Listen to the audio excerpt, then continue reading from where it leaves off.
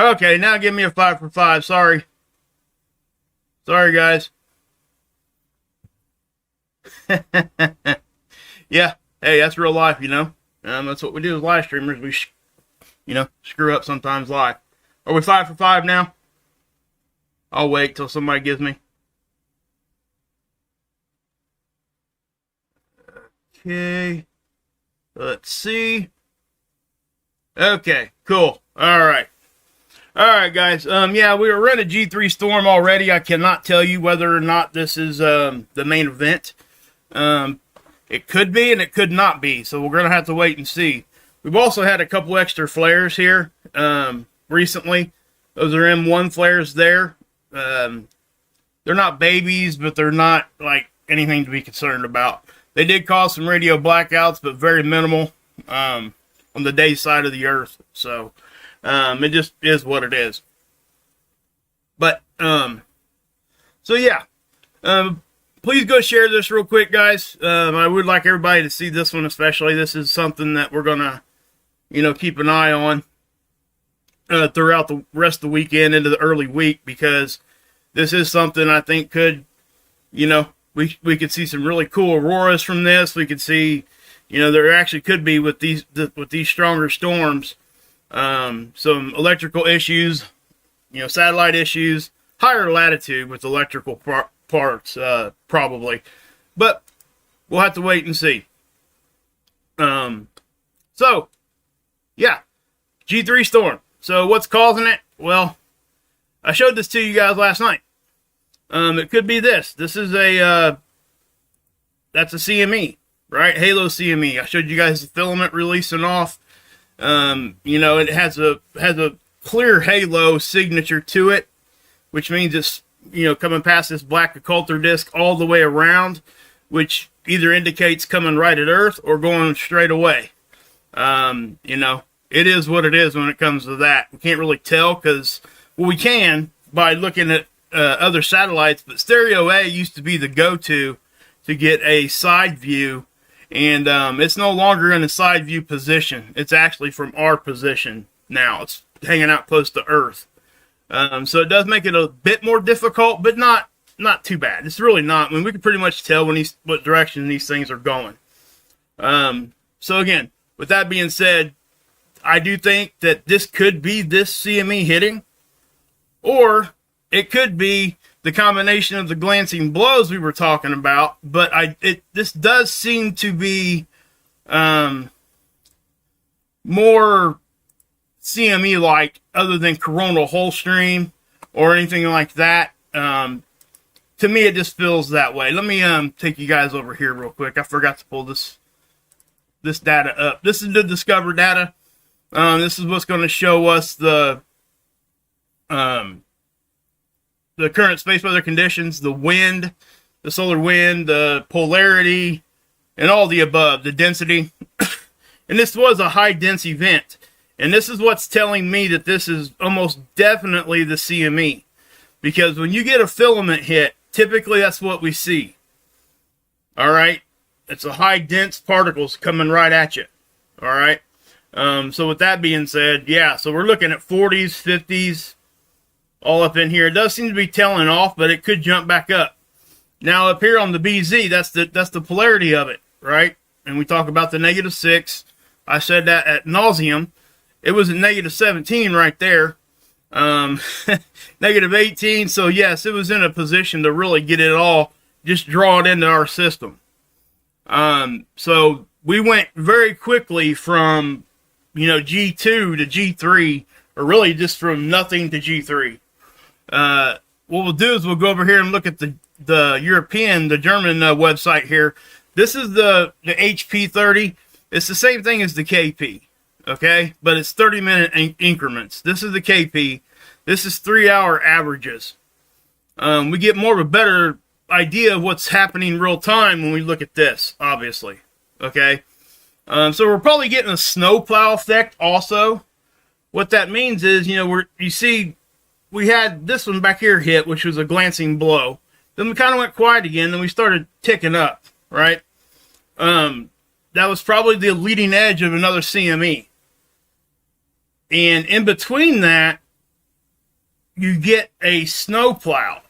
The one behind it's moving faster than the one in front of it, and then you get these multiple hits.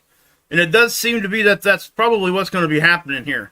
With that being said, our magnetosphere, our magnetic field, will not have enough time to get back to a stable position before the next one hits. And when that happens, we get bigger storms. So I do think that that's what we're seeing right here, guys. We'll have to keep an eye on how strong it gets. But you can see, that's a KP of 7, or HP here. That's G3. G4 is 8.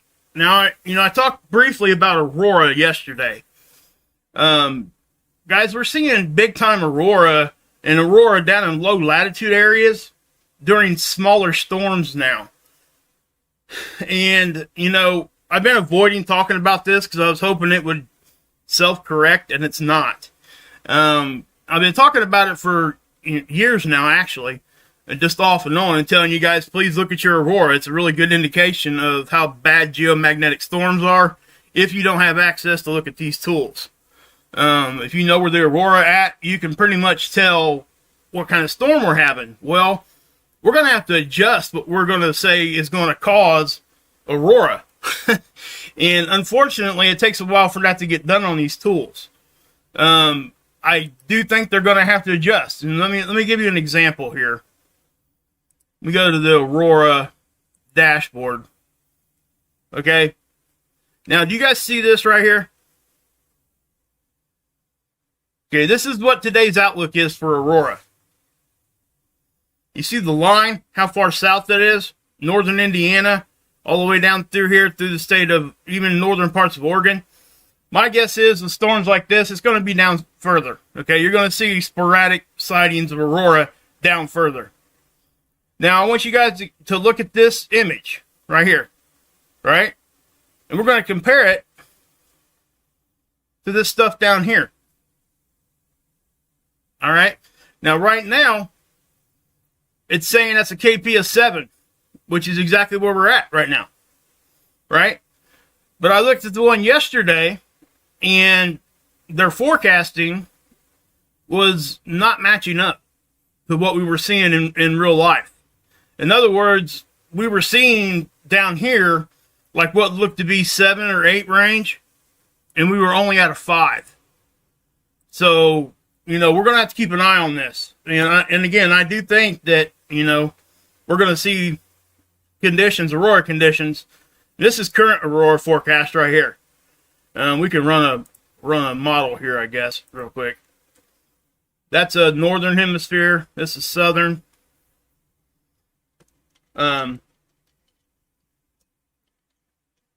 Let's let that load a little bit there. Okay. We'll just let that run for a second and we'll talk here. But I do think that, we're going to start seeing, we already are. We're seeing more intense Aurora further south than really what we should be if our magnetic field was the same strength as it always has been. I do think that our magnetic field's weakening. There's so much data and research and observation to say that, to make that claim. And I would think we would be remiss not to talk about it.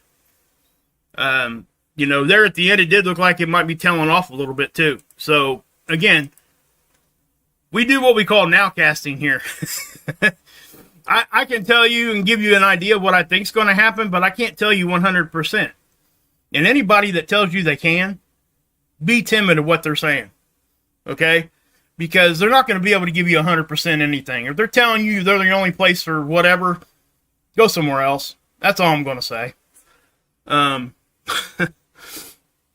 Anyway. So, this is I was going to show you the magnetopause models that I always show you guys. Let's go here. Goodness. Well, let's just scroll all the way down. Sorry guys, it's taking me a second here. This movie tool, this geomagnetic magnetosphere movie tool I always show you guys, it's not working right now. It hasn't for a couple days. 1031. And there could be a lot of reasons for this. They could be in safe mode. The satellites that are detecting this, they could have went to safe mode. I don't know. But sometimes they do that. They shut down to protect themselves, and let me show you why. Where did that go? Okay. Well, we're gonna... This is the Australian Magnetosphere model. The same thing I just showed you over here. It's just very simple and to the point. This is our bow shock. Now I'm going to back this up to the fourth and watch what happens. Watch our bow shock. It actually gets inside. This is the satellite line. And on the fourth, it got inside the satellite line. Watch. We'll just let this run. You guys will see it. Okay? It's bouncing around too, because that's what happens when we get, you know, solar wind, space weather. See how close it's getting right there? It actually does get inside that line. And we'll see what it does here on the fifth. Let's go ahead and do the fifth. And it's probably doing the same thing, if not more. And you know, again, with it bouncing around like that, we're usually that's CME like, okay? What I mean, see how that get curved in right there when we took the really big hit, and see that? Look at that. That's inside the satellite line. So any satellite, those 4 satellites right there, well look, those are the ghost satellites. So that's probably why the magnetosphere models aren't working. Okay, they probably got them in safe mode. Because if they're being out there exposed directly to all this space weather, it could damage the satellites. Okay, so yeah. Now, with that being said, I'll tell you what. Let's run that again just so you guys can see it. You know, here's all the other satellites we talk about. All of them are listed over here. And if you watch your density here too, right here, it's bouncing around. The BZ's even here, guys. And I found it interesting too that it went to negative like 30 something really, really quick. I mean, like almost immediate. So that is another sign to show you, hey, this is CME, not coronal hole, solar wind. All right. So what I'm talking about with that is this. This hole is now over here. Let's just play this. Okay.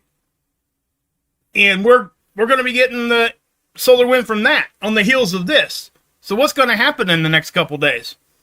I certainly can't tell you 100% anything. Okay, but what I can tell you is that it does look to be like this could stick around for a minute, and we could even get into G4. Now, it does look like, and I said this yesterday, I thought their forecasting of a G2 was way too light for this. There's just too much going on. But, you know, I'm not educated in this at any high level. So, you know, we have to trust what they're saying on that end of it. But again, I want to give them credit too and let you guys know that during solar maximum, it becomes very, very hard to forecast these things because there's so many of them happening. So to get the direction, the proper speed, all that by the tools that we have, it's hard to do. And so when we're looking at these models, and I'll show you this one here. See, we're back down into a G1 right now. That's latest observed. And it's going to bounce around like that, in my opinion. Okay? But if we go down here and we look at the models, right here, you know, they're only showing the one hit here. But they're showing the solar wind stream here, which I think is probably correct. Now, the timing's off. You can definitely tell. The timing's off. Look, they didn't forecast this till late in the day today or early tomorrow. So, you know, and that's, again, it's not that big of a deal. But when we're looking at this, that's why I nowcast and not forecast. But if you're looking at this, we get 2 days historic data and then 5 days forecast out in front. And I've said this 1,000 times. I do not trust this at all 5 days out. Okay?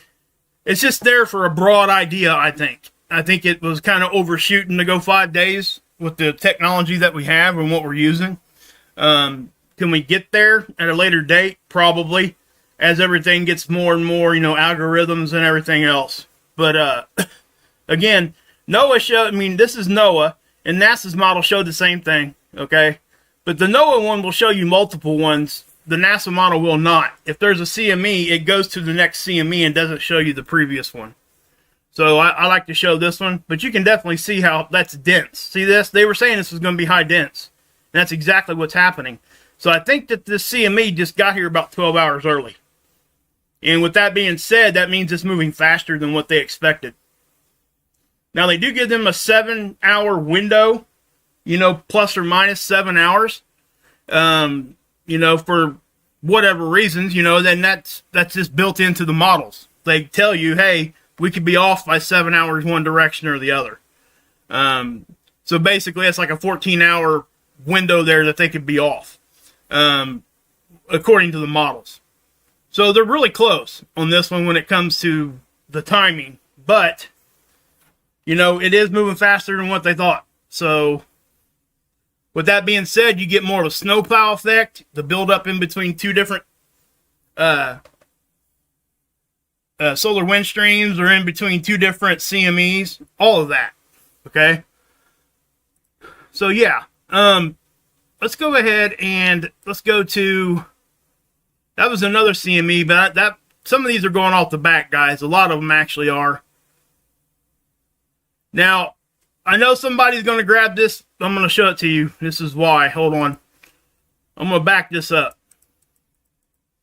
Okay? Inevitably, somebody's going to come out here and show you this picture. Okay? There is nothing odd about this picture other than it's just a camera anomaly. Okay? It, you know, sometimes even flares, when flares happen, one side of the camera will get a lot more light than the other. And the camera has a hard time interpreting it. That's all you're seeing here. And how do I know that? Well, watch. It's one frame. Okay? Now, granted, we're talking 12 minutes in between frames, but 12 minutes when we're talking about space is not that long. So, just saying. And when we go forward here, it shows you the opposite, about 3 or 4 frames ahead. That's another camera anomaly. It's just a ghosting image that happens on the coronagraph. Okay? If you guys go research a coronagraph, you'll understand exactly what I'm talking about. They use coronagraphs all over the place, not just for space. They use it for measuring the speeds of bullets. When they fire bullets, they fire it through a coronagraph. The coronagraph actually reads the speed. So so that's what I'm saying with that. Now, let's do this real quick. Let's go back to this. And let's watch this for a second. You're seeing more eruptions, right? This is a significant coronal hole, okay? And I also want you guys to take note that it is spanning from the southern hemisphere to the northern. That's significant because the sun is in the process of a polarity flip. And that is what causes solar maximum and solar minimum. That's your sun cycle when it does a magnetic pole flip. When we start seeing these coronal holes show up equatorial and go from north to south connected, it's one of those things we see when those things are getting ready to happen. As well as the sunspots will start migrating towards the equator. Notice how we're not seeing hardly anything on the poles. We're just not right now. And even on the southern part of the pole down here, if I showed you a different extreme ultraviolet, it's dark down here, which means it's colder, and it's another indication of a pole flip. Okay, and you know, we go through cycles when it comes to the sunspot numbers. So let me talk about that for a second. Also, if we were to scroll down here like we're getting ready to do, now I want to show you guys this too real quick. This is total electron count right now. That's intense. Okay? If we were having thunderstorms right now, this would definitely increase lightning. It's adding electrons to our atmosphere, guys. It's making things more intense. This is one of those reasons why this stuff like this affects hurricanes, all of it. Okay? I just wanted to point that out real quick. Now, the numbers for October are in for the sunspots, and this was the first time in many, many months that it got close to the predicted value. Now, all of this is going to change. Okay, because they're now saying that their official forecast is solar max in 2024. Okay, so this is going to change. They're going to change it because this is just completely wrong. You can tell. I mean, look at it. So again, what do they have to go off of? Well, really just historic data. Now the radio flux, or the radio flux progression here, which you can kind of equate that to how powerful things are, not directly, but indirectly here. It's not really all that close. So we are getting, what that tells me is, that's another indication of our magnetic field weakening, because more stuff's getting in. We're seeing more stuff during lower geomagnetic storms. And I'm not sitting out here saying this is like, oh my God, end of the world. No, it ain't nothing like that. You guys know I don't do that. And, for right now, I'm not going to even go there. It's just not worth it. It doesn't do anybody any good to do that. So what they forecast here was a G2. And they're already wrong. I mean, and it's okay to be wrong. It's not that far off. I'm not taking a shot at these guys at all. What I'm doing is just telling you what the conditions actually are. That's it. And, I have to come here and look at this just like everybody else does. What else do I have to, go off of? Nothing. Right? So I have to come look at this stuff, and I would anyway. I look at everything. So, just so you know. And again, guys, this is going to continue.